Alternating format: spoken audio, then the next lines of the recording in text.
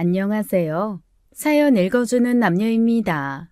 오늘도 와주셔서 감사드리며 그럼 오늘의 사연 바로 시작하겠습니다. 안녕하세요. 저는 얼마 전 10년간의 결혼 생활에 마침표를 찍은 40대 여성입니다. 이혼 가정에서 자라 어떻게든 내 자식 이혼 가정은 안 된다는 마음으로 살아보려고 했지만 뜻대로 안 되더라고요. 지금도 남편은 이혼 소송 결과를 받아들이지 못하고 대체 뭐가 문제냐고 지긋지긋한 연락을 해오고 있습니다.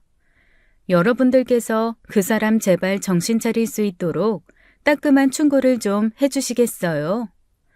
남편은 엄마 지인을 통해 선을 봐서 결혼했어요.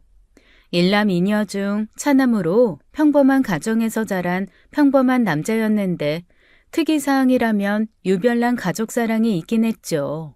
그렇다고 결혼을 망설일 정도의 효자는 아니었고 첫째인 큰 신우와 각별한 관계 때문에 신기하다 싶은 정도였습니다. 처음 결혼 허락을 받으러 처음 인사를 드리러 간 날에도 신우의 스케줄에 맞출 정도였으니까요. 우리 엄마 아빠는 언제든 괜찮다고 하시는데 누나가 시간 됐는지 물어봐야 돼. 누나? 일단 부모님 먼저 찾아뵙고 나중에 따로 만나면 안 돼? 그래도 상관없긴 한데 누나가 좀 섭섭해해서 누나가 나나 나연이를 거의 업어 키우다시피 해서 다른 집 누나들이랑은 좀 다른 구석이 있어. 그래? 그럼 누나 되는 시간에 맞춰서 알려줘. 시부모님께서 남편 어렸을 때부터 장사하셔서 육아는 남편과 3살 터울이 있는 큰 신우 몫이었다고 해요. 지금의 평범하고 안정된 가정을 손에 넣기까지 큰 신우의 역할이 크다고 해서 그냥 그렇구나 했습니다. 저도 밑으로 남동생이 있고 바쁜 엄마를 대신해 돌본 경험이 있는지라 큰 신우의 심정도 이해가 됐고요. 그래서 첫인사도 큰 신우 부부의 시간에 맞춰서 했었습니다. 그런데 동생 둘을 업어 키워 남매 간의 유대가 남다르다는 남편의 말과 달리 작은 신우는 큰 신우와 별로 사이가 좋지 않아 보이더라고요. 나는 그저 너네 둘만 잘 살면 그만이다. 무소식이 희소식이다 생각하고 무슨 일 있으면 내가 준수한테 연락할 테니 애써 연락할 필요도 없어. 엄마, 무슨 말이 그래? 시집 왔으면 당연히 시부모도 자기 부모처럼 들여다봐야지. 혜원 씨, 우리 엄마가 이렇게 말을 해도 눈치껏 이게 그냥 하는 말이라는 건 알죠? 결혼했으면 남편 부모도 이제 내 부모처럼 생각해서 신경 써야 돼. 네, 어떻게 연락을 안 드리고 살겠어요. 자주는 못해도 저희 엄마한테 연락드릴 때는 어머님, 아버님 안부도 물을게요. 그래요. 준서 저게 덩치만 컸지? 아직 애라 결혼해도 뭘 어떻게 해야 하는지, 자기 부모를 어떻게 챙겨야 하는지 그런 거 잘 모르니까 혜원 씨가 알아서 딱딱 잘해봐요. 장녀라 잘 알겠네. 나도 장녀라서 누가 그런 거 가르쳐주지 않아도 잘했거든. 푹. 시어머니께서도 됐다는 연락으로 저를 가르치려 드는 큰 신우의 말에 갑자기 작은 신우가 웃음을 터뜨렸습니다. 분위기 살피며 금방 표정 관리를 하긴 했지만 자기한테 쏠린 이목에 민망한지 그러더라고요. 언니, 미안. 좀 웃겨서. 언니 결혼 초반에 시째 붙은 것은 왜 그렇게 연락을 못 받아 안달이냐고. 틈만 나면 엄마한테 와서 하소연했잖아. 평생 남으로 살았는데 갑자기 자기 부모처럼 여기라는 게 말이 되냐면서 그렇게 흉을 봐놓고. 개구리 올챙이적 생각 못한다 싶어서 웃겨서 웃음이 나왔지 뭐야. 작은 신우의 말에 큰 신우의 얼굴이 금세 달아올랐고 옆에 앉아있던 심해부도 당황한 게 눈에 보였습니다. 그러거나 말거나 작은 신우는 큰 신우 얼굴을 보지도 않고 차를 홀짝거렸죠. 그러자 시아버님께서 웃으며 맞아 그랬어 하고 작은 신우의 편을 들어주며 이야기가 마무리됐는데요. 그 자리가 끝날 때까지 작은 신우를 노려보는 큰 신우의 눈빛이 예사롭진 않았습니다. 근데 언니랑 나연이 말이야. 사이 좋다더니 그렇게 보이진 않던데? 사실 나연이가 아직 좀 애 같은 구석이 있어서 누나가 늘 골치 아파해. 나랑은 3살이지만 나연이랑은 5살 차이 나는데 막둥이라고 집에서 오냐 오냐 한 것도 있고 그래서 어려서부터 누나 말을 잘 안 듣기도 했거든. 아, 그러면 준서 씨보다는 사이가 별로 좋진 않은가? 사이가 좋고 나쁘고는 없는데 그냥 평소에 서로 연락을 잘 안 하는 것 같긴 하던데 나야 뭐 어렸을 때부터 누나 무서워했지만 나연이는 무서운 게 없었던 애라. 쉽게 말해 작은 신우는 큰 신우를 만만하게 생각한다는 거였어요. 남편은 3살 터울로 맞고 자라기도 했는데 작은 신우는 터울이 좀 있다 보니 그럴 타이밍을 놓쳤다더라고요. 시부모님께서 막내라고 작은 신우에 대한 애정이 남다른 것도 있었답니다. 그때는 작은 신우가 끼어든 탓에 큰 신우의 언행에 대해선 그리 크게 신경 쓰지 않았습니다. 그런데 본격적인 결혼 준비가 시작되고는 이것저것 참견하고 요구하는 큰 신우 때문에 갈등이 생겼어요. 분명 상견례 자리에서는 어른들끼리 예단 예물 같은 허례허식은 하지 말자고 이야기가 끝났거든요. 그런데 바로 다음 날 남편이 다시 생각해보니 할 건 하는 게 다음에 말 나올 일이 없다더라고요. 말 나올 일이 뭐가 있어. 이미 어른들끼리 받을 거 안 받겠다고 서로 합의한 상황인데. 그래도 누나 말이 그게 아니래. 누나도 간소화해서 결혼했는데 나중에 그렇게 말이 나온다더라고. 누가? 그럼 이 결혼에 예단을 제대로 안 해가면 어머님 아버님이 말 바꿔서 나중에 뭐라고 하실 거라는 거야? 아니, 그건 아니지만 남들 보는 눈도 있고 사실 엄마가 말을 안 했는데 그래도 아들 결혼이라고 며느리 예물은 맞춰주고 싶다고 하셨거든. 우리는 예단을 안 하겠다고 했는데 예물을 맞춰주신다고 했다고? 그럼 우리도 해야 되잖아. 어제 기껏 안 하기로 해서 우리 엄마도 별 생각 없으신데. 나도 결혼 처음에 보다 보니까 뭐가 맞는진 모르겠는데 주변 친구들 말도 들어보니까 다들 하긴 했더라. 아, 그럼 알았어. 엄마랑 이야기해볼게. 갑자기 뒤에서 말을 바꿔서 난처하긴 했지만 어쨌든 제 예물을 맞춰주신다고 하니 어쩔 수 없이 저희 쪽에서도 구색은 맞춰야 했어요. 그래서 현금 예단을 보냈고 저는 예물로 주얼리 세트를 받았습니다. 목걸이, 반지, 팔찌, 귀걸이 세트로 적잖은 가격이고 마음에 들었기 때문에 좋긴 했는데 솔직히 하면서도 굳이 해야 하나 싶긴 했어요. 사실 살면서 그렇게 호화스러운 예물을 하고 나갈 곳이 많진 않잖아요. 친구들은 일생에 한 번뿐인 결혼이니 받을 건 받으라고 해서 결국 남들이 하는 만큼은 주고받으며 한 결혼이었습니다. 그 예단이 시부모님께 갔다고 생각했을 때까지만 해도 그렇게 생각했죠. 신혼여행에서 돌아오는 길에 남편의 말실수로 시작된 일이었어요. 부모님들 선물로 신경 써서 겨울 패딩을 샀었거든요. 엄마 아빠 좋아하시긴 하겠다. 안 그래도 하나밖에 없는 아들 결혼하면서 받은 거 없이 보낸다고 주변에서 말 많았거든. 그래서 뒤늦게 엄마가 친척들한테 입을 돌린다고 돈 좀 쓰셨는데 이 정도면 주변에도 받을 거 받았다 하실 수 있겠다. 어? 그게 무슨 말이야? 우리 엄마가 예단으로 1,000만 원 보냈잖아. 어? 그랬지. 근데 받은 게 없이 보냈다는 말은 뭐야? 어머님 돈으로 이불을 돌리셨다고? 이불 값은 훨씬 넘는 돈을 보냈는데 대체 그게 무슨 말이야? 내가 착각했다. 엄마 돈이 아니라 장모님께서 예단으로 보내주신 돈으로 했는데 원래 안 하기로 했다가 받은 거였잖아. 그래서 내가 착각했나 봐. 그게 말이 돼? 예단 준비하기로 한 건 상견례하고 난 다음 날부터인데 그게 대체 무슨 말이야? 남편은 진땀을 흘리며 그게 아니라고 변명했지만 저는 뭔가 단단히 잘못된 것 같다는 생각이 들었죠. 그래서 신혼여행을 다녀와 처음 인사하러 간 자리에서 넌지시 물었어요.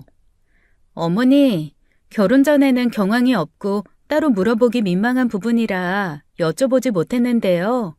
제가 너무 과분한 걸 받은 것 같아서요. 저희가 준비한 예단이 부족하진 않았나 싶더라고요. 예단? 무슨...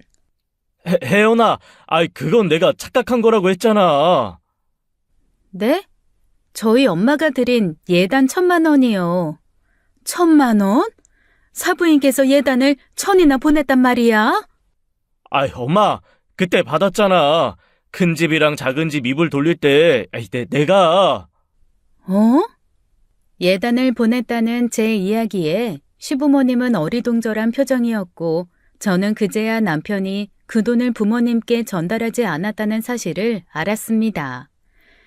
예단 예물 교환에 양가 부모님이 관여하지 않은 것은 서로를 믿기 때문이었어요.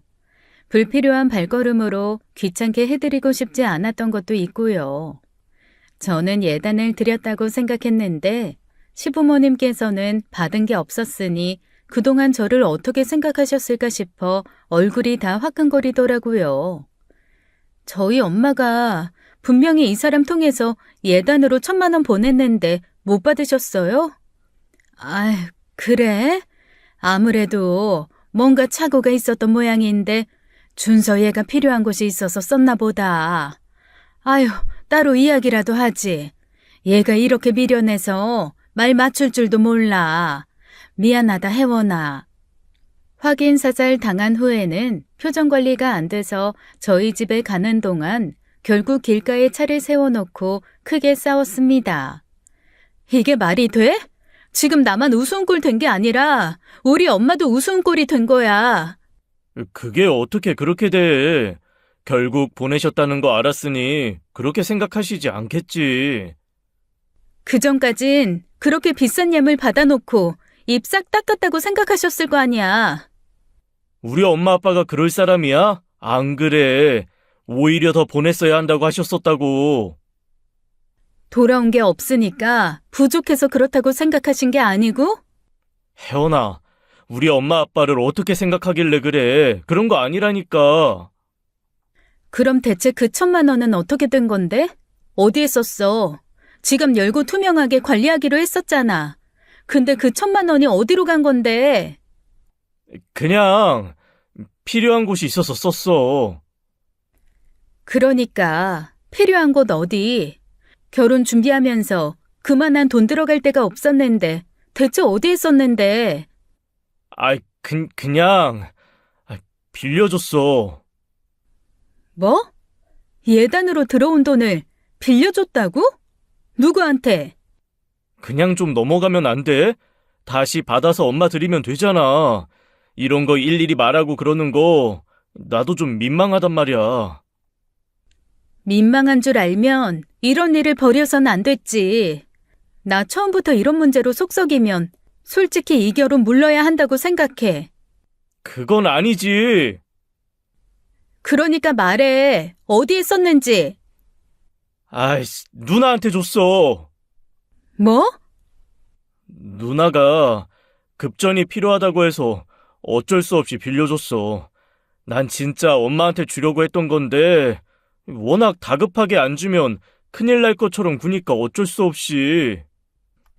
저는 기가 막혀 할 말을 잃었습니다. 그렇게 큰 돈을 저와 상의도 없이 그것도 예단으로 받은 돈을 중간에서 가로채 신우에게 빌려주다니요. 저는 그 자리에서 내려 택시를 불렀고 혼자 친정에 가겠다고 했습니다.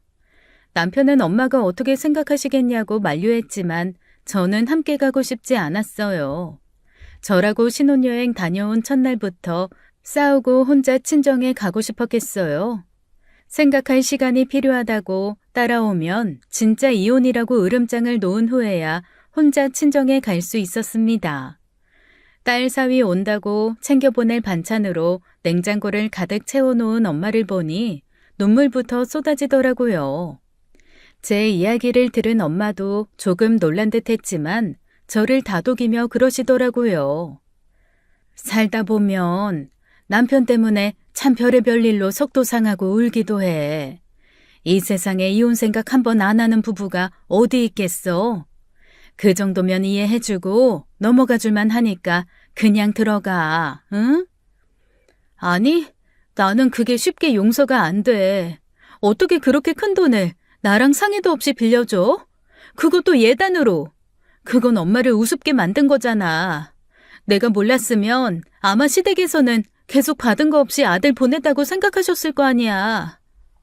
결국 이렇게 밝혀졌잖아. 뭐가 됐든 남을 속이려고 들면 언젠가는 밝혀져. 딱 3번만 참아보자. 엄마도 10번은 넘게 참았는데도 가끔 후회되는 게 이혼이야. 물론 너나 형윤이가 있어서 그렇게 생각한 거지만 어쨌든 부부의 연을 맺었으면 최선을 다해야 나중에 미련도 없어. 신뢰를 저버린 사람에게 남을 미련이 있을까 싶어 솔직히 마음에 와닿는 이야기는 아니었습니다. 하지만 한사코 이혼을 반대하는 엄마의 마음을 알기에 밀어붙일 수는 없었어요. 자식들을 이혼 가정에서 자라게 한 것을 미안하게 생각하는 엄마에게 이혼 가정에서 자라 자식도 이혼했다는 말을 듣게 하고 싶지 않았으니까요. 제게 직접적으로 말씀하진 않았지만 엄마의 말에는 절대 이혼녀만은 안 된다는 속내가 담겨 있었죠. 그리고 시부모님들도 제게 너무 따뜻하고 좋으신 분들이라는 걸 알기에 처음엔 양가 어른들을 봐서 참은 거예요. 그러다 보니 큰 신우가 곱게 보이겠나요? 제가 더 못마땅한 건 뒤에서 예단으로 보낸 돈을 빌려가서 써놓고는 저한테 미안한 기색 하나 없었다는 거예요. 오히려 자기 남동생한테 받을 거 다 받고 시집 왔다는 식으로 기분 나쁜 이야기를 하기도 했었고요. 뒤늦게 제 눈치를 보는 것 같긴 했지만 돈을 주겠다는 이야기는 하지 않더라고요. 그래서 시부모님이 없는 자리에서 제가 단도직입적으로 이야기했습니다. 형님, 예단 얘기 전에 들었어요. 형님한테 피치 못할 사정에 있어서 준서 씨가 제 동의도 없이 그런 일을 벌였더라고요. 그런 일을 벌인 거라느니 그런 식으로 표현하는 건 좀 기분이 언짢네. 그 사실을 모르고 있던 제 기분이 더 언짢지 않았을까요? 뭐? 옳게. 은근히 할 말 다 하는 스타일? 해야 할 말은 다 하는 스타일이에요. 좀 맹랑한 구석이 있긴 하네. 내가 필요해서 동생한테 도움 좀 받은 건데 이 문제가 손아랫 사람한테 불려나가서 한 소리 들을 만큼 심각한 문제인가? 그럼 심각한 문제라고 생각하지 않는다는 거예요? 돈이야 원래 돌고 도는 건데 내가 엄마 아빠한테 직접 부탁했으면 달라졌겠어?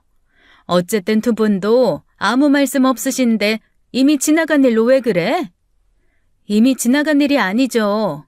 형님이랑 준서 씨가 그렇게 벌인 일 때문에 저희 집이 우스운 꼴을 보일 뻔했는데 준서 씨가 한 번만 이해해달라고 하니 일단은 넘어가기로 했으니까 그 돈 하루빨리 어머님 아버님께 돌려주셨으면 좋겠어요. 알았어. 주면 될 거 아니야. 준다고. 첫 단추를 잘못 끼운 건 제 쪽이 아니라 큰 신우 쪽이었습니다. 차라리 뒤늦게 밝혀진 뒤 미안하다, 하루빨리 갚겠다고 했으면 그렇게 되지도 않았을 거예요. 결혼 후 지내보며 알게 된 사실이지만 신우는 절대 미안하다, 고맙다는 말을 입 밖으로 꺼내지 못하는 사람이었죠. 작은 신우가 왜 큰 신우를 은근히 멀리하고 무시하는지 알 것도 같았습니다. 그에 반해 작은 신우는 마음 표현이 쉬운 사람이었고 그래서 볼 때마다 웃음 짓게 하는 일이 많았어요.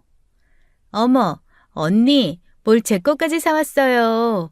안 그래도 오빠 결혼에 축의를 많이 못한 것 같아서 신경 쓰였는데.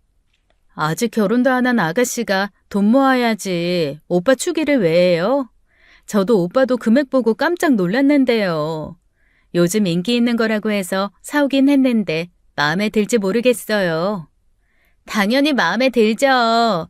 마음에 안 들어도 마음에 들어야지. 언니가 우리 가족 돼서 처음으로 준 선물이잖아요. 너무 고마워요, 언니. 면세점에서 산 작은 카드 지갑이었는데 생각보다 너무 좋아해줘서 저도 뿌듯했습니다. 그로부터 며칠 뒤 제 회사 근처에서 일하던 작은 신우가 같이 점심을 먹자고 해서 나갔더니 뭔가 주는 거예요. 이게 뭐예요, 아가씨? 별거 아니에요. 제가 사회초년생이라 비싼 거 하긴 좀 힘들고. 그때 저희 집 왔을 때 보니까 이쪽 브랜드 화장품 쓰는 것 같아서요. 어머, 아가씨, 무슨 날도 아닌데 이런 선물 받아도 돼요? 생각해보니까 그렇게 큰 선물 받아놓고 저는 가족된 언니한테 드린 게 없더라고요.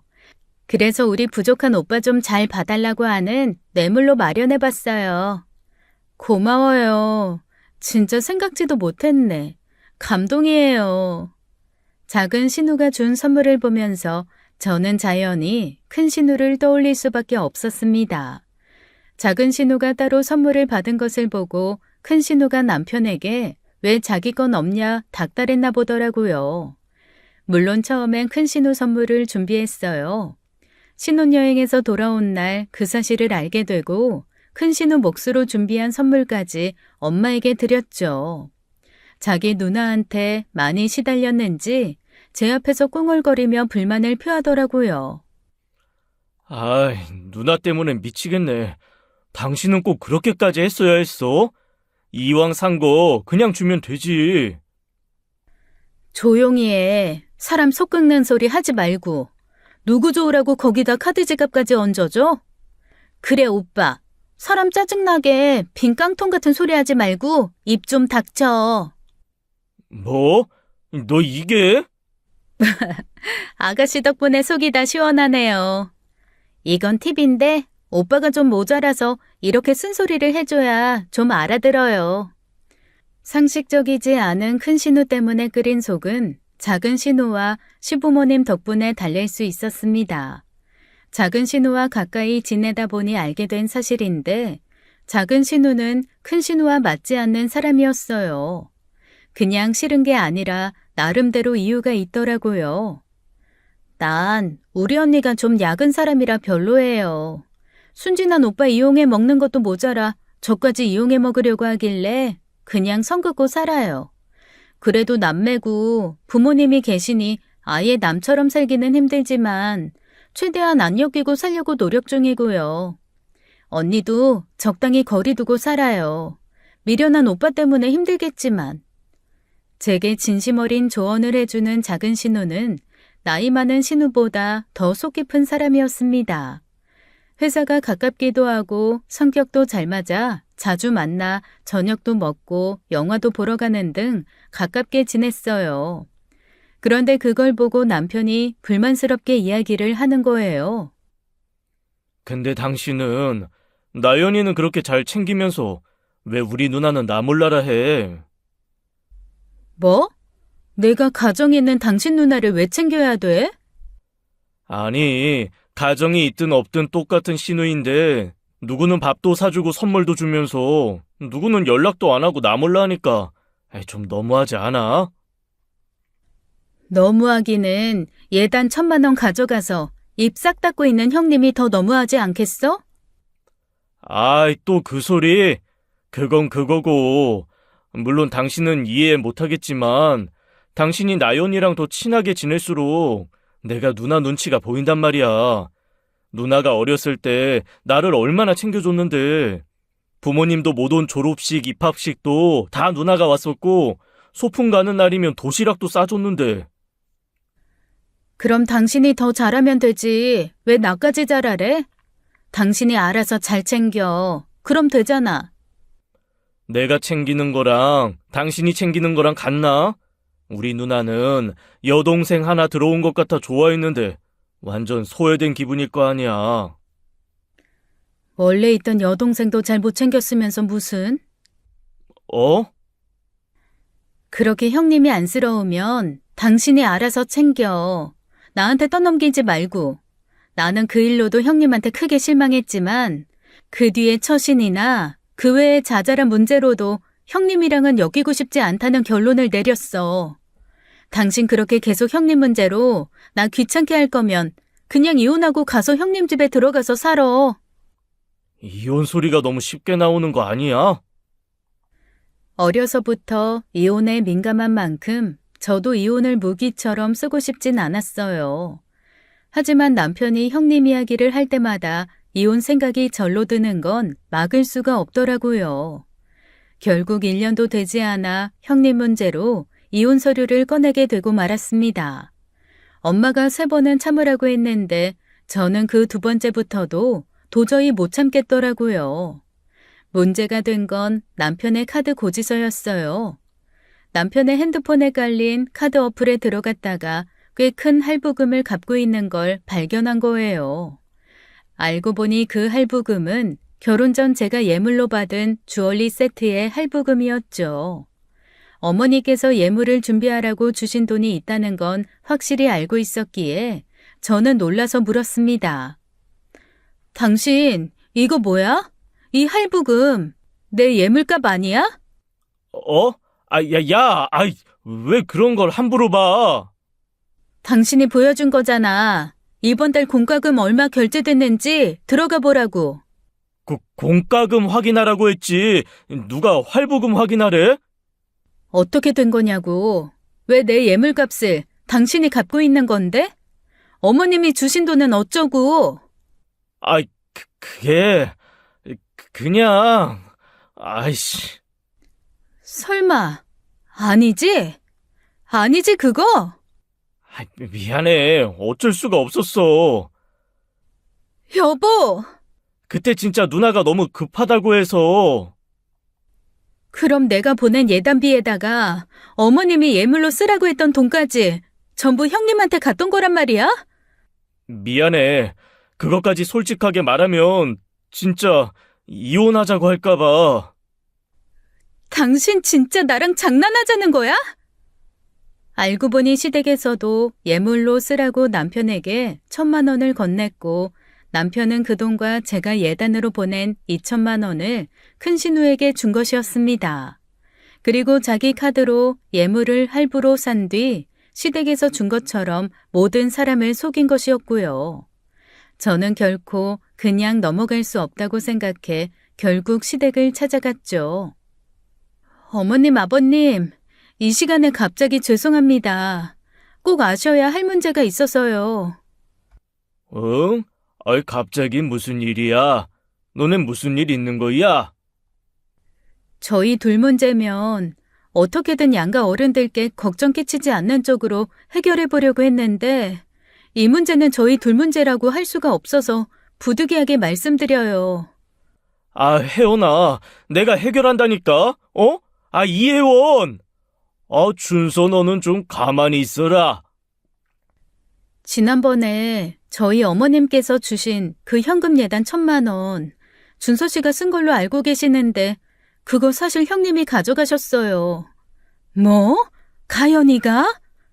그도 모자라 최근에 알았는데 어머님께서 제 예물로 쓰라고 주신 1,000만 원, 그 돈도 형님이 가져가셨더라고요. 예물은 이 사람이 카드 할부로 사서 지금 다달이 갚고 있고요. 뭐라고? 어머님과 아버님은 매우 놀라셨고 남편은 옆에서 쩔쩔맸죠. 대체 어떻게 된 일이냐고 다그치는 시아버님 앞에서 남편은 말 같지 않은 변명만 늘어놓았습니다. 성준서, 너 솔직히 말해. 이게 대체 무슨 소리야? 혜원이가 하는 말이 다 사실이야? 그게요. 누나가 급한 돈이 필요하다고 해서 일단 그렇게 주면 할부금은 다달이 주겠다고 해서 그렇게 한 건데 지금 그걸 말이라고 해? 현금 2천이 없어 동생 예단 예물 값을 가져간 사람이 어떻게 다달이 100 가까이 되는 할부금을 갚겠나요? 남편은 결혼 후 5개월째 그 할부금을 본인이 갚고 있었고 그것 때문에 회사 대출까지 받아 메우고 있었던 겁니다.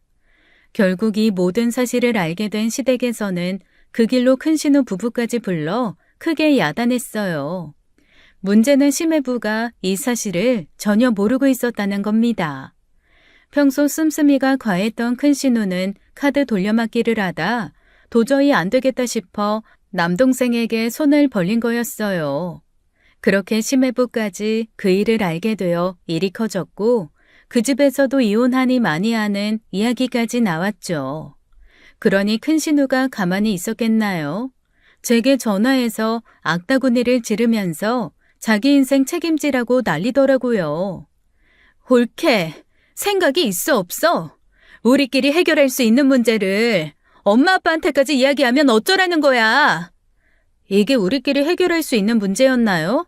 저는 전혀 그렇게 생각되지 않아서 어머님 아버님 찾아간 건데요. 진짜 생각 짧다. 이 문제를 어른들한테 말해봤자 스트레스만 쌓이지. 효부라고 하는 사람이 과연 이런 일을 벌일 수 있을까? 저 효부 아니고요. 효부 될 생각도 없어요. 형님께서도 효녀가 아니면서 제가 효부가 되기 바라시는 거예요? 뭐야? 나 지금 이혼당하게 생겼어. 너 어떻게 책임질래? 나 이혼당하면 내 인생 어떻게 책임질 거냐고. 그걸 왜 제가 책임을 져요? 형님, 정신 차려요. 이건 저 때문에 생긴 일이 아니라 형님의 그 과한 씀씀이 때문에 생긴 일이잖아요.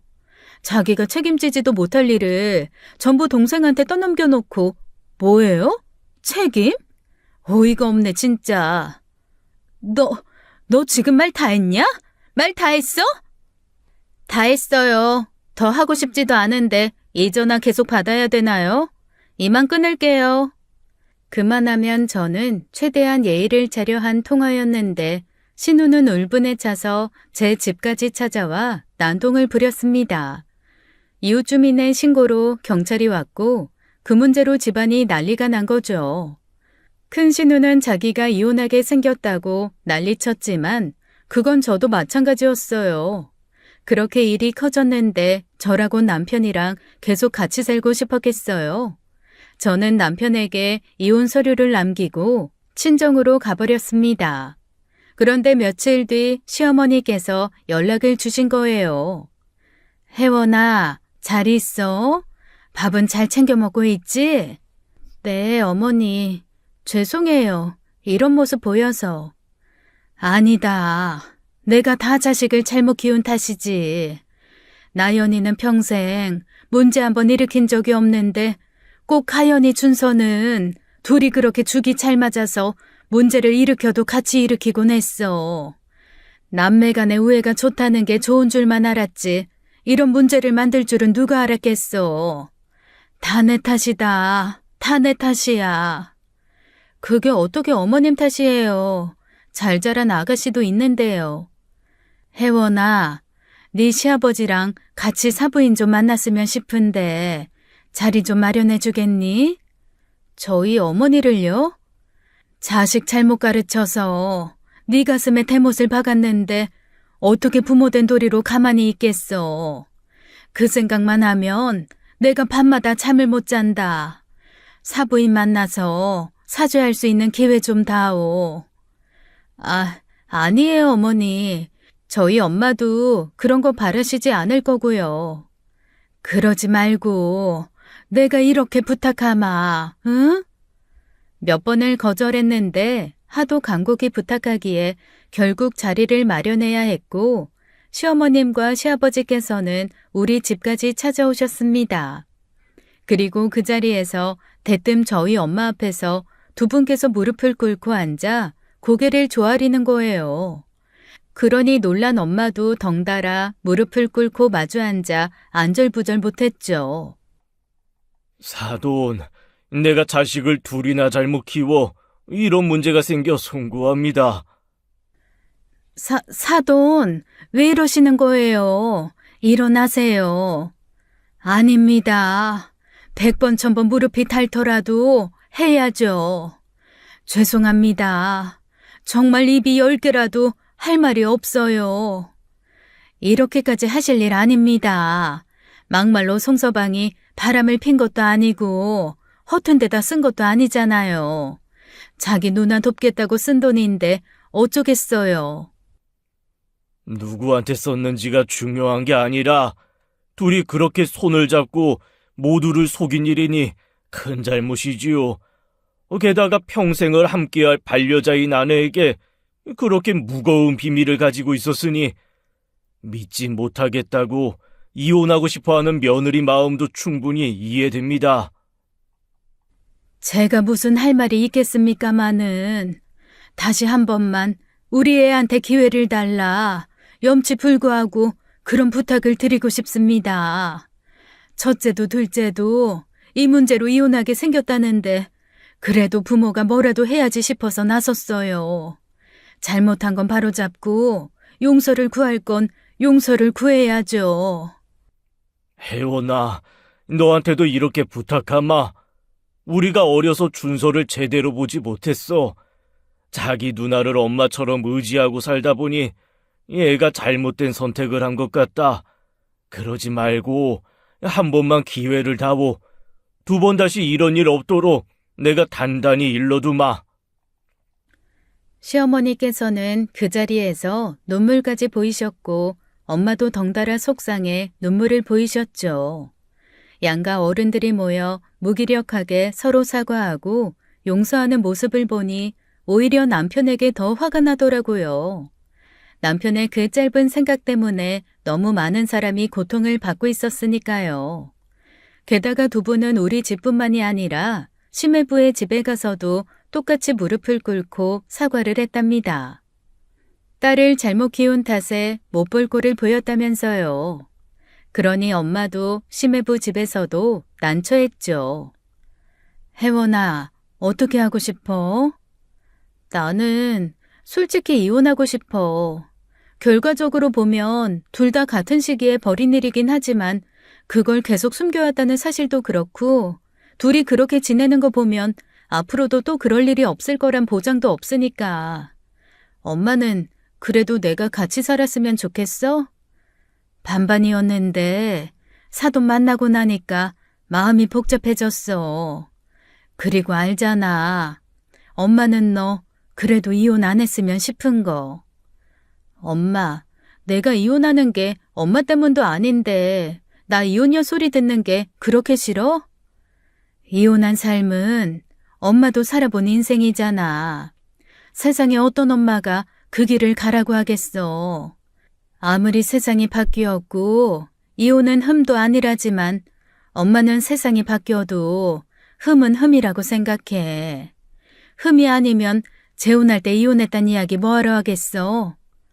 그거야 그냥 말이 그런 거지. 아, 몰라. 지금은 준서 씨 보고 싶지도 않아. 잘 생각해. 엄마 뜻은 그렇지만 네 인생이니. 그래도 다른 문제도 아니고 자기 누나한테 쓴 돈이니까 여지를 주는 거야. 도박을 한 것도 아니잖아. 엄마는 이혼을 바라지 않았던 만큼 남편이 벌인 일 정도면 감싸줄 수 있다며 저를 설득했습니다. 물론 도박이나 바람에 비하면 가벼운 문제일지도 모르죠. 하지만 어떤 문제든 다른 무엇과 비교하지 않고 그것 자체만 두고 판단해야 한다고 생각해요. 아무래도 앞으로도 문제다 싶어 이혼 쪽으로 마음이 기울어졌을 때 결국 제 뜻을 꺾어야만 하는 문제가 생기고야 말았습니다. 임신이요? 제가 임신이라고요? 네, 임신 8주네요. 임신이라고는 생각지 못하셨나 봐요. 네, 워낙 주기가 불규칙하기도 하고. 갑작스러운 임신 소식에 저는 눈앞이 깜깜해졌습니다.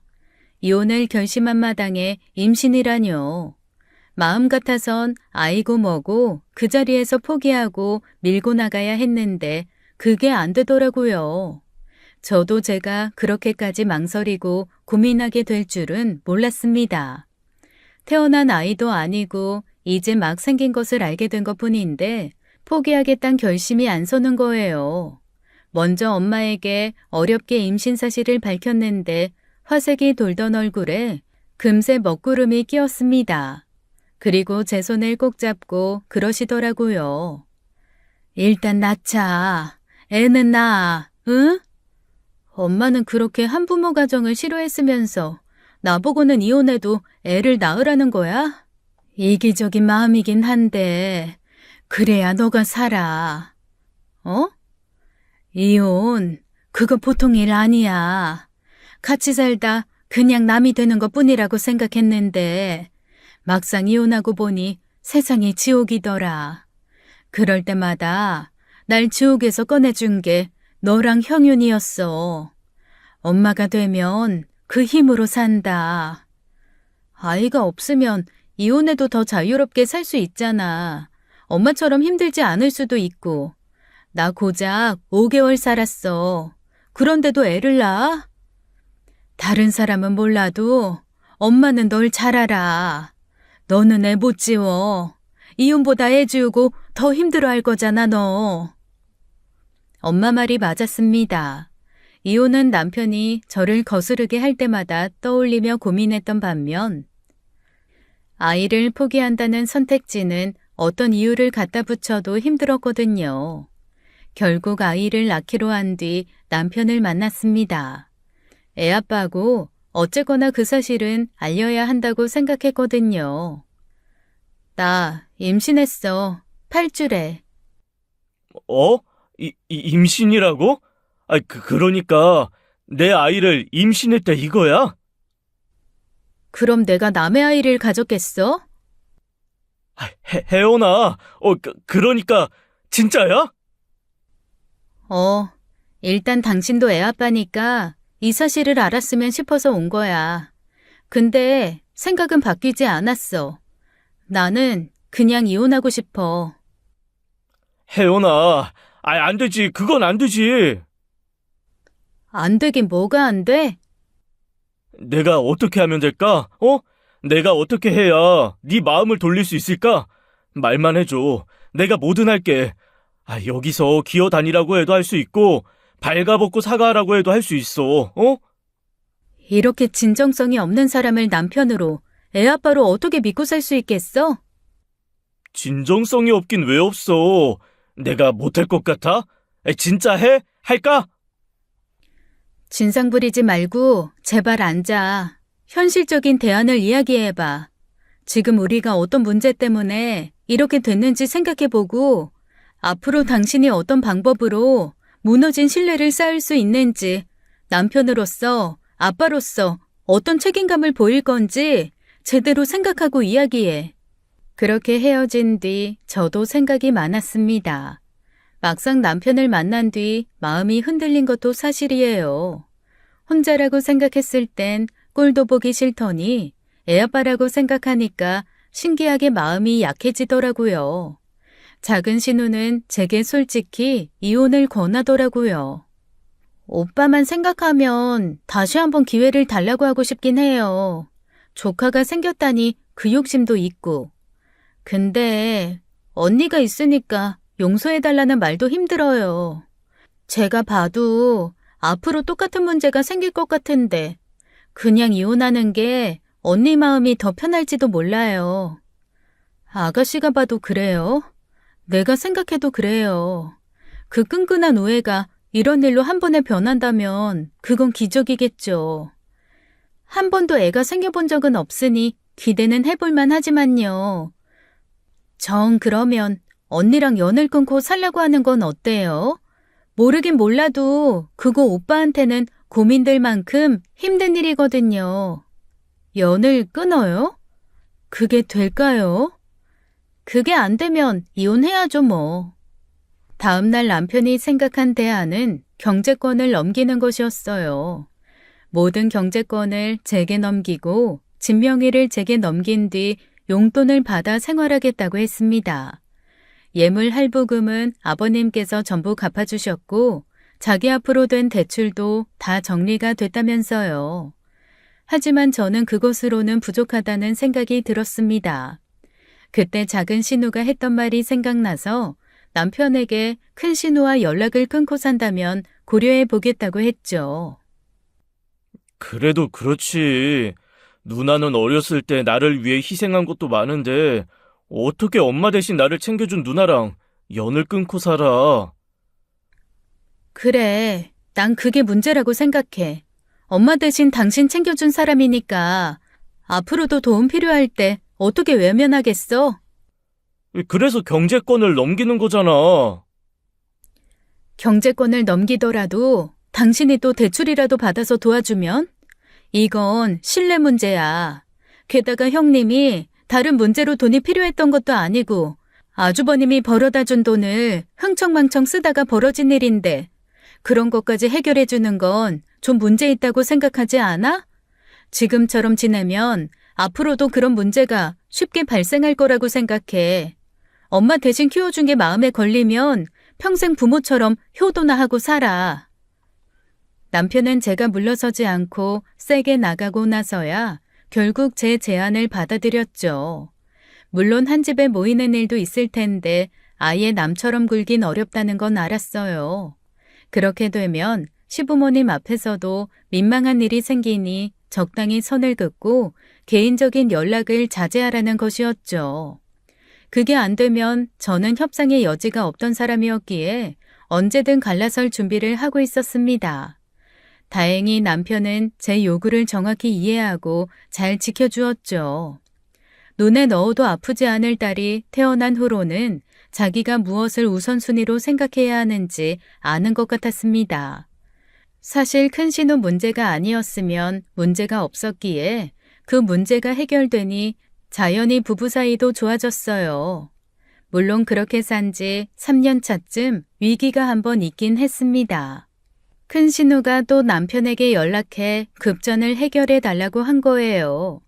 자기도 눈치가 있어 그동안은 남편에게 연락도 자제하는 것 같더니 급하긴 했나 보더라고요. 그래서인지 남편도 흔들리는 모습을 보였고요. 저기, 여보, 누나가 말이야. 뭐, 이혼하자고? 어? 아이, 무슨 이혼이야. 당신은 무슨 말도 못하게. 형님 이야기는 꺼내지 마. 이혼할 거 아니면. 급하다는데. 당신이 안 도와준다고 해서 형님 죽는 거 아니니까 걱정하지 마. 정 힘들면 어머님 아버님께 도와달라고 하겠지. 제가 선을 딱 그어 안 된다고 했기에 불상사는 없었어요. 애초에 제 귀에 들어오는 일도 없었으면 좋았겠지만 남편 성격에 저한테 물어보기라도 한 게 다행이었죠. 그 뒤로는 남편에게 말해봤자 돈 나올 구멍이 없다고 생각했는지 저한테 연락이 온 적도 있었어요. 올케, 나야. 네, 말씀하세요. 내가 올케한테 자존심 버리고 단도직입적으로 이야기할게. 나 3천만 해줘. 네? 3천이요? 제가 그런 돈이 어딨어요. 왜 없어? 그동안 준서 월급, 올케 월급 알뜰살뜰 모았으면 3천은 있겠지. 네, 있죠. 3천만 있겠어요? 근데 형님 빌려줄 3천은 없다는 거예요. 뭐? 내가 이렇게까지 이야기하는데 고작 그 3천을 못 빌려줘서 사람 무안을 주는 거야, 올케? 그러는 형님은 고작 그 3천이 없어서 자존심도 버리고 저한테 말씀하세요? 말이 나와 말이지만 형님 그때 2천도 안 갚으셨잖아요. 그중 1,000은 아빠가 갚아줬으니까 된 거 아니야? 그래서 아버님이 대신 갚아주신 1,000, 형님은 갚으셨어요? 내가 내 부모한테 갚든 말든 그거야 내 사정인데 그거까지 올케가 관여할 문제는 아닌 것 같은데. 안 갚으셨잖아요. 5년 전 빌린 돈도 안 갚으셔놓고 어떻게 또 돈을 빌려달란 소리를 하세요? 제가 형님을 뭘 믿고 빌려드려요. 이런 연락 불편하니까 안 하셨으면 좋겠네요. 10번을 하든 100번을 하든 빌려드릴 생각 없으니까요. 형제간에 이 정도 도움도 못 받아? 내가 오죽했으면 올케한테 연락했겠냐고. 저도 힘드네요. 끊을게요. 오죽했으면 저한테 연락했겠냐는 큰신우 말도 맞죠. 그 일 이후 5년을 대면대면 살았는데 오죽했으면 저한테 연락했겠나요. 하지만 저는 절대 큰신우의 비빌언덕이 되고 싶은 마음이 없었습니다. 남편은 한 번씩 큰신우 문제로 밥을 먹지 않는 식으로 제게 섭섭함을 토로하긴 했지만 어쩌겠어요. 그렇게 성그고 살았기 때문에 한 번이 두 번이 되고 두 번이 세 번 되는 일이 없었다고 생각해요. 그렇게 결혼 직전 화려한 신고식 덕분인지 문제없이 결혼 10년 차가 되었습니다. 전부터 하고 싶었던 일이 있었던 저는 10년을 넘게 다닌 회사를 퇴사하고 창업 준비를 했죠. 오래전부터 생각만 하고 있었던 것이었는데 드디어 때가 온 것이었고요. 제일이 그렇게 큰 자본이 필요한 일은 아니라 작업에 필요한 컴퓨터와 도구만 사고 그동안 모은 돈과 퇴직금으로 집도 더 넓은 평수로 계약했어요. 그동안은 평범한 직장인 아이 엄마로 살아왔던 만큼 두 번째 인생 설계로 하루하루 설렘이 가득했습니다. 일은 이사를 앞둔 어느 날 느닷없이 벌어졌죠. 여보, 우리 이사 말이야. 그냥 안 가는 게 어때? 어? 이사 가지 말자고? 갑자기 왜? 이미 계약도 끝냈고 이 집도 나갔는데 갑자기 무슨 소리야? 그냥 나는 이 집 떠나려니 마음이 좀 그래. 여기서 우리 신혼을 시작했고 우리 소율이도 태어났는데 막상 떠나려니까 그 추억도 다 사라지는 것 같고. 참나. 그러면 결혼은 어떻게 했어? 그 추억 가득한 집에서 어머님 아버님이랑 오순도순 살지. 무슨 말도 안 되는 소리야? 소율이도 말이야. 전화기 싫대서 학교 거리도 멀어졌잖아. 그거야 내가 프리랜서 하면서 픽업 다 하기로 했잖아. 뭐가 문젠데? 소율이도 더 넓은 집으로 간다고 좋다는데 당신은 그럼 천년만년 이 집에서 살고 싶어? 아니, 계속 여기서 살고 싶다는 게 아니라 그 집 솔직히 여기랑 그렇게 차이 나는 것도 아니잖아. 나는 차라리 돈을 더 모아서 그보다 더 넓은 평수로 가는 게 더 낫다고 생각해. 거긴 신축이라 아파트 커뮤니티도 잘 돼 있고 여러모로 소율이도 이용할 수 있는 편의시설도 많잖아. 집 구조가 잘 빠져서 좋다고. 이제 방 하나는 당신 소재로 만들어도 되냐고 좋아했던 거 아니었어? 대체 갑자기 왜 그러는 건데 누구보다도 이사한다고 좋아했던 사람이 집들이에 당신 부서 사람들 다 불러도 되겠다고 좋다며. 아이, 그거야.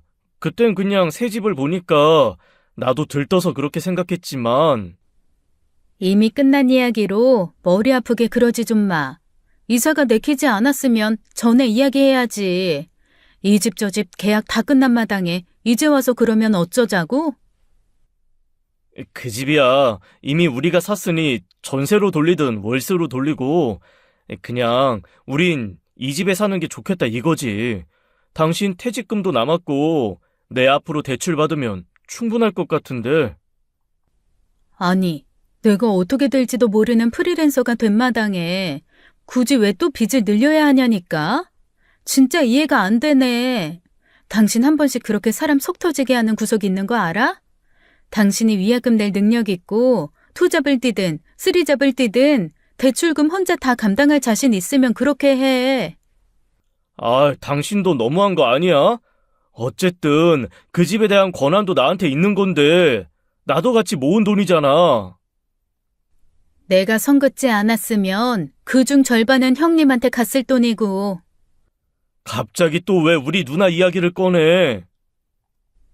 당신이 자꾸 말도 안 되는 소리해서 열받게 하니까 나도 당신 열받는 소리 하는 거야.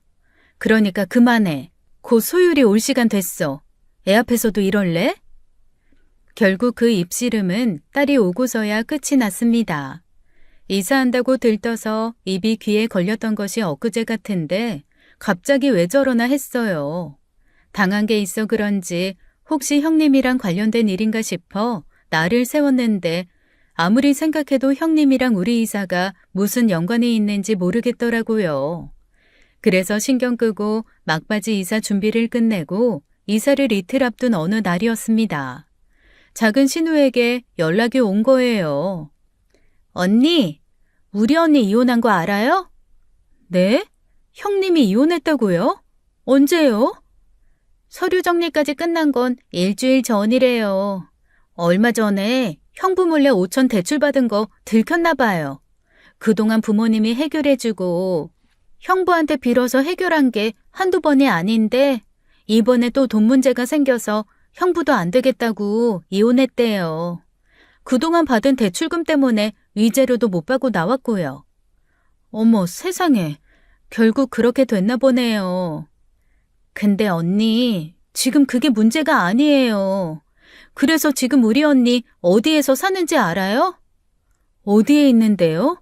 위자료도 못 받고 나왔으면 아버님 댁으로 들어간 거예요? 일단 지금 빨리 나와봐요. 나랑 같이 좀 가요. 작은 신우는 흥분해 있었고 저는 대체 무슨 일인가 싶어 집을 나섰습니다. 작은 신우 성격상 어지간한 일로 그렇게 흥분하는 일도 없고 큰 신우 일로 저를 불러내는 일도 없었거든요. 그동안 작은 신우도 그래도 언니라고 몇백 정도 도와주다 결혼 후부터는 완전히 선을 그었었어요. 몇백이야 안 받아도 되는 돈이라고 생각하고 빌려줬더니 그 후로 1,000, 2,000으로 금세 금액이 올라가더라고요. 그래서 작은 신우도 그 뒤로 대면대면 지내다 시부모님으로부터 그런 연락을 받은 거죠.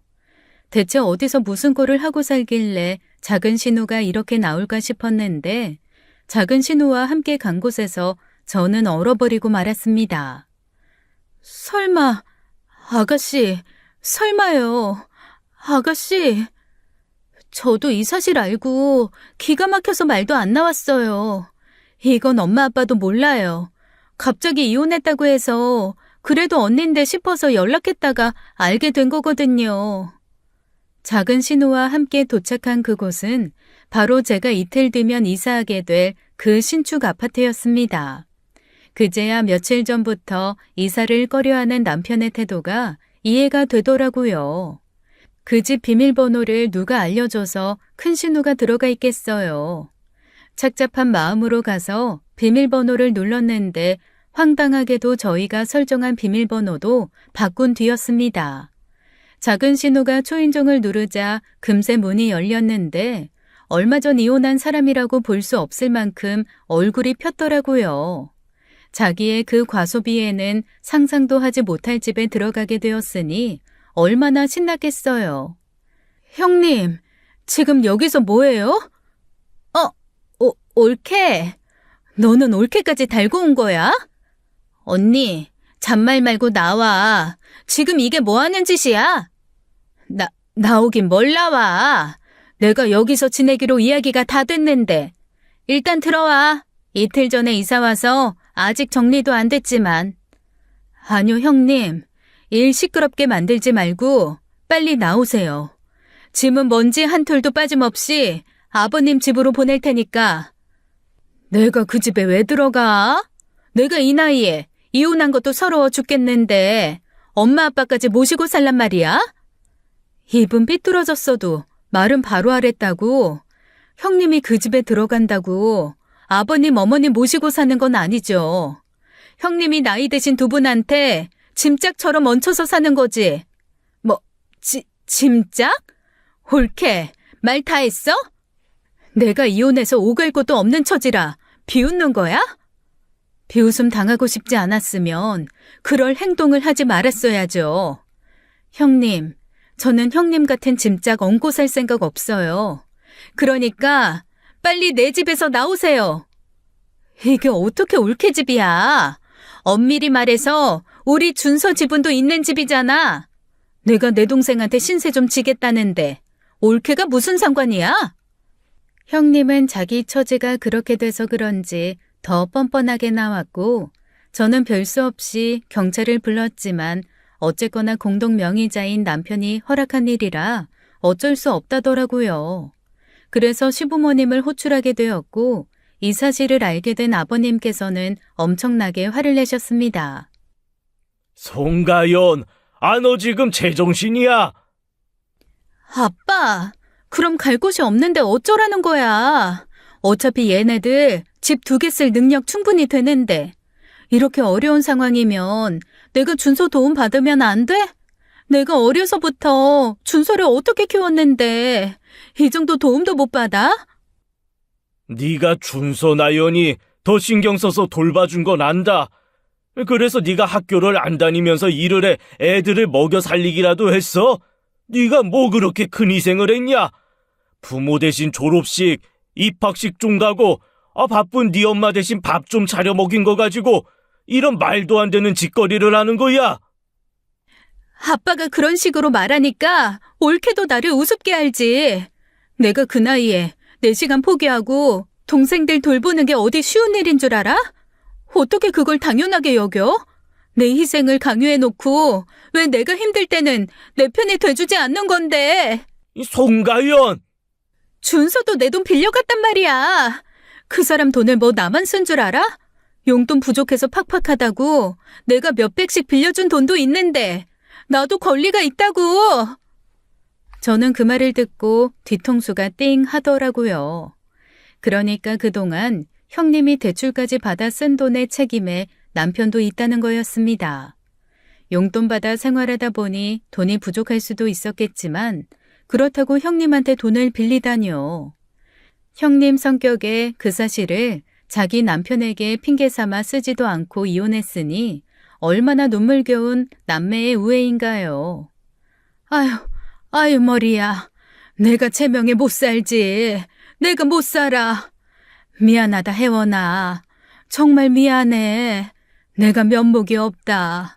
내가 죄가 많아. 널 볼 수가 없어. 엄마도 그렇게 말하지 마. 나 못 나가. 나 여기서 살 거야. 이제부터 여기 내 집이라고. 막다른 길에 몰렸다고 생각한 큰 신우는 그 자리에 주저앉아 엉엉 울며 난동을 부렸습니다.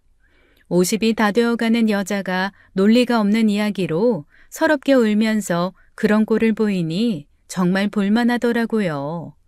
결국 말이 안 통한다고 생각했는지 시아버지께서 어르고 달래서 겨우 집에서 끌고 나왔어요. 그게 끝은 아니었습니다. 그 집에서 신우를 내보냈으니 그 다음은 남편 차례였어요. 그 난리가 나는 동안 수차례 연락을 했지만 전화도 받지 않던 남편이었어요. 집에 가니 꿀먹은 벙어리처럼 고개를 푹 숙이고 있는데 자기도 알았겠죠. 제가 절대 그냥 넘어갈 생각이 없다는 것을요. 그동안 형님한테 돈 빌렸다는 이야기 사실이야? 많이 빌린 건 아니야. 나한테 이야기도 하지 않고 그런 일을 벌인 건 당신도 그 뒤에 따를 일을 받아들이겠다는 결심 정도는 했겠지? 당신한테 말해봤자 안 된다고 할 거 알았으니까 그렇지. 그렇다고 그렇게 일부터 버리면 내가 어쩔 수 없네. 형님은 거기서 사시라고 하고 우리는 그냥 살던 집에서 살자. 이럴 줄 알았다는 거야? 그게... 내가 그 집에 형님 있다는 거 알자마자 당신한테 얼마나 큰 실망을 했는지 당신은 상상도 못할 거야. 이혼해. 나 당신이랑 못 살아. 혜원아, 누나도 내보냈다며. 그럼 그냥 이사 가면 되는 거잖아. 그냥 좀 넘어가면 안 돼? 내가 오죽했으면 그랬겠냐고. 그래. 이사가 내일 모레인데 이사는 가야지. 재산 정리는 이사 가서 차차 하기로 하자. 일을 이렇게 벌일 만큼 이혼한 형님의 삶이 안타까우면 나랑 이혼하고 분할한 재산으로 형님 도우면 되는 거야. 이혼한 형님의 삶도 챙기고 싶고 내 남편으로서 소율이 아빠로서의 삶도 살고 싶다는 건 욕심 아니야? 그럼 어떡해. 당신도 소율이도 내 가족이지만 누나도 내 가족이야. 누나는 내 엄마 같은 존재라고. 그러니까 형님 챙기고 살라고. 나는 당신 남매에 그 지긋지긋한 우애에서 빠져줄 테니까. 저는 다음 날 바로 남편에게 이혼 서류를 내밀었습니다. 무슨 일이 있어도 절대 이혼하지 않겠다는 남편에게 그 애틋한 누나를 들먹였더니 결국 받아들였죠. 재산 분할과 양육권에 동의하지 않고 소송으로 가게 될 경우 제가 큰 신우를 상대로 혼인 파탄 이유를 물어 손해배상 청구 소송을 하겠다고 했거든요. 이혼한 누나한테 고소장까지 주고 싶진 않았던지 울며 겨자 먹기로 한 거예요. 진짜 이렇게까지 해야겠어?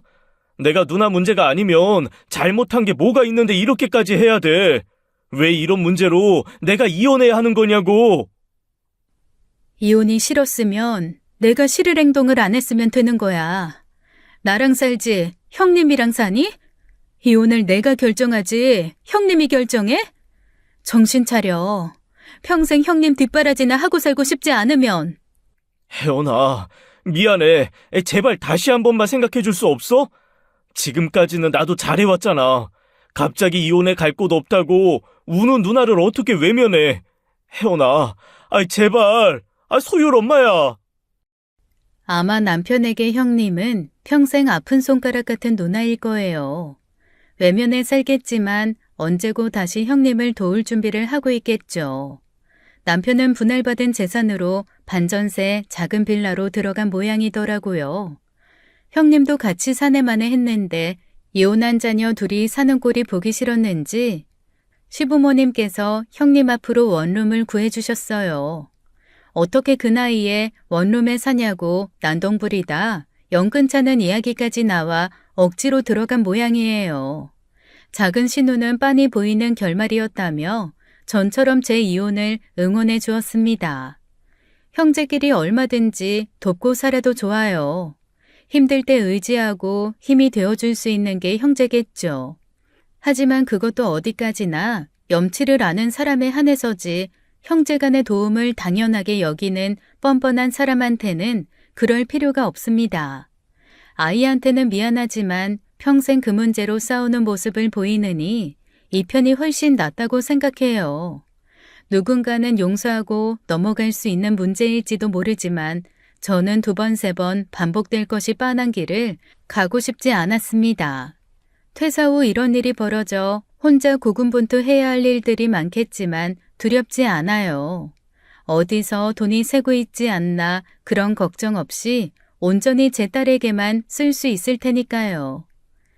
지금까지 사연 읽어주는 남녀였습니다. 끝까지 시청해주신 여러분 감사드리며 저희는 다음 사연으로 돌아올게요. 감사합니다.